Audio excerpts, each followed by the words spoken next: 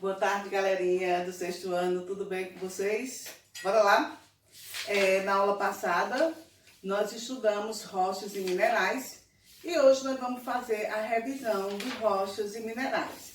Essa aula eu acredito que vocês compreenderam bem direitinho. Tanto é que, para a revisão, ficou o estudo dirigido. Ou seja, eu vou ler algumas partes, alguns parágrafos aqui do livro didático de vocês, para que vocês venham a compreender melhor. Tá certo assim? Então, bora começar.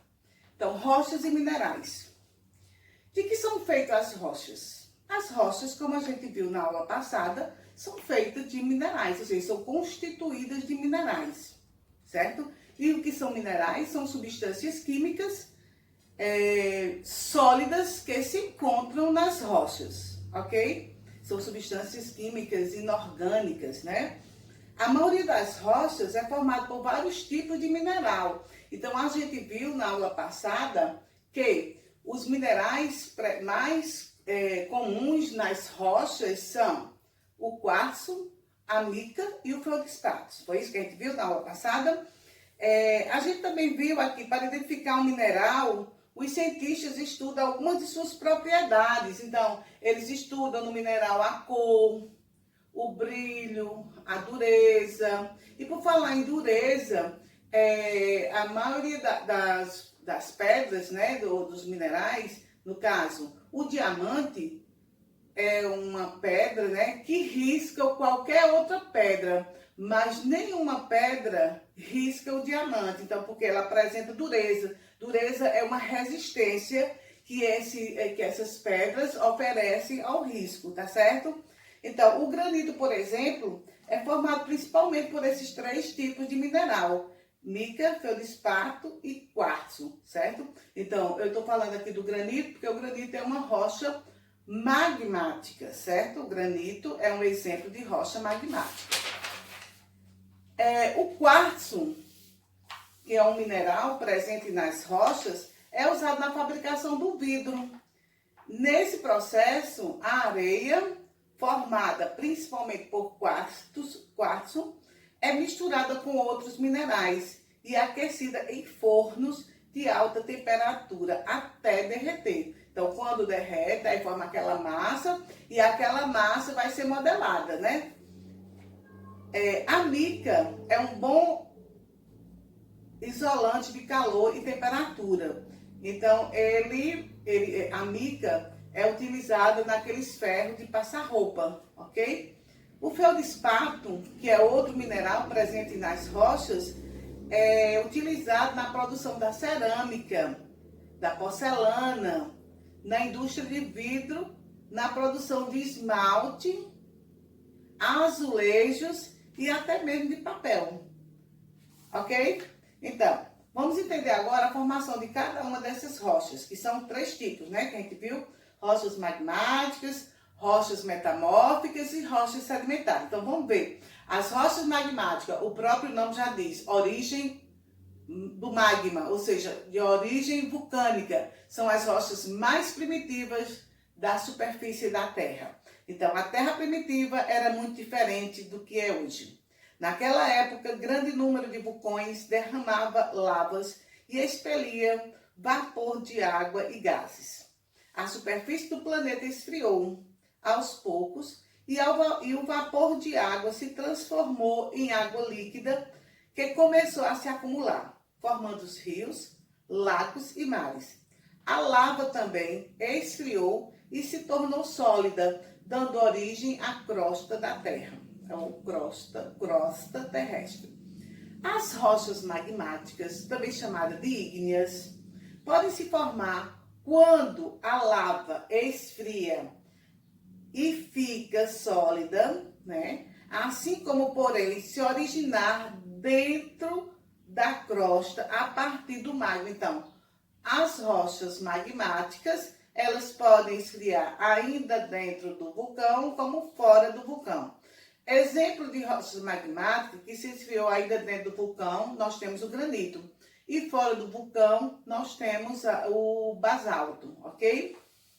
A parte escura mostrada na figura abaixo é um fragmento de rocha conhecida como basalto E o basalto, gente, é muito utilizado na construção civil, ou seja, é utilizado na ornamentação de parede, na ornamentação de calçadas, tá certo? Então, essas pedras, essas rochas, elas têm sim utilidades. Desde o princípio, desde o seu surgimento, que o homem já explorava o seu uso, né? Porque o homem primitivo atritava uma pedra na outra e fazia o fogo, né? Então, desde o princípio da sua formação, que as rochas têm sido utilizadas pelo homem. Então, nós vimos aqui a rocha basalto.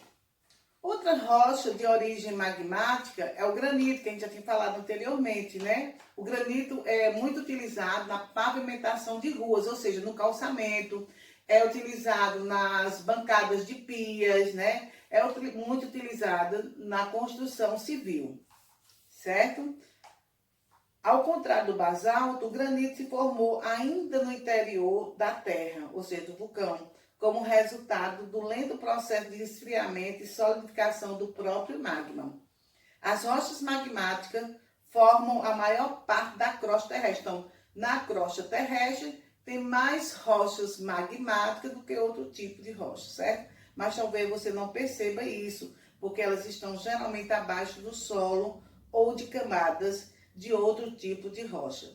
As rochas sedimentares é a que nós vamos estudar agora. Então, as rochas sedimentares, nós vimos na aula passada que ela é constituída por várias camadas e ela se originou do intemperismo, pela ação dos ventos, das chuvas, da água dos rios, da água dos mares, certo? E pelas variações de temperatura e pressão, ok? E são as únicas rochas que contêm fósseis, são as rochas sedimentares.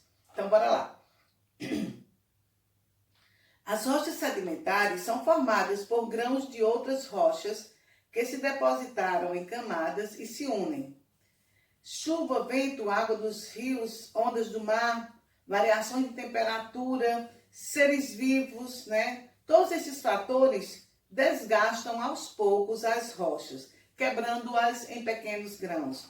Esse processo de desintegração das rochas é chamado de intemperismo. Então, intemperismo é o quê? É o desgaste, né? Ou seja, é a desintegração das rochas. Oriundas de quê? Essa desintegração é oriunda de quê? Da ação dos ventos, das chuvas, das águas dos rios, dos mares, ok? O vento e a água da chuva transportam pequenos grãos minerais, também chamados de sedimentos, até o fundo dos rios, lagos ou oceanos. Ao longo do tempo, esses grãos depositam-se e acumulam em camadas. O peso das camadas de cima comprime as de baixo, que vão ficando cada vez mais compactadas, certo?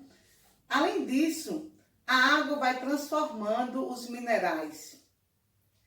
Deixa os grãos grudados ou cimentados uns aos outros. Surge assim uma rocha sedimentar. Mas não se esqueça, tudo isso leva milhares e milhões de anos para acontecer. E continua ocorrendo enquanto a rocha existir, certo? Então, na formação das rochas sedimentares, as camadas sucessivas podem cobrir também restos ou vestígio de plantas e animais, formando assim os fósseis. Então, as únicas rochas que contêm fósseis são as rochas sedimentares. São exemplos de rochas sedimentares, o arenito, o argilito e o calcário. O arenito, formação do arenito começa quando as rochas, como o granito, se desintegram aos poucos pela ação do intemperismo. Aí origina, né, o argilito ou arenito. O argilito, pela desintegração do feldespato, que é também oriundo da rocha granito, né? Um mineral encontrado no granito e em outras rochas, pela água das chuvas, que dá origem à argila. O argilito ou rocha argilosa forma-se pelo depósito de grãos de argila, que são muito mais finos que os grãos de areia, porque a areia, a formação de dunas, eles não são exemplos de rochas sedimentares, eles são apenas grãos de areias, né? Os grãos que foram desintegrados das rochas magmáticas, do granito, ok? O calcário é o acúmulo de esqueletos, conchas e carapaças de animais aquáticos ricos em carbonato de cálcio, certo? Pode formar uma variedade de rocha sedimentar, que é o chamado de calcário, né? Usado na agricultura para retirar a acidez do solo, né? E na fabricação de cal e cimento, que é também muito utilizado na construção civil, ok? E as rochas metamórficas são aquelas rochas que são formadas a partir da transformação de outras rochas, de rochas magmáticas, de rochas sedimentares e até mesmo de rochas metamórficas pelas elevadas pressões e temperatura, ok? Então, o mármore, por exemplo, é um exemplo de rocha metamórfica, também é utilizado na fabricação de pias e pisos, é um exemplo de rocha metamórfica. Aquela, então, o que são rochas metamórficas são aquelas que se originam da transformação de outras rochas, como eu falei agora há pouco. As rochas metamórficas se originam da modificação de rochas magmáticas ou sedimentares, até mesmo de metamórficas. Nesse caso, o que altera é a organização dos minerais.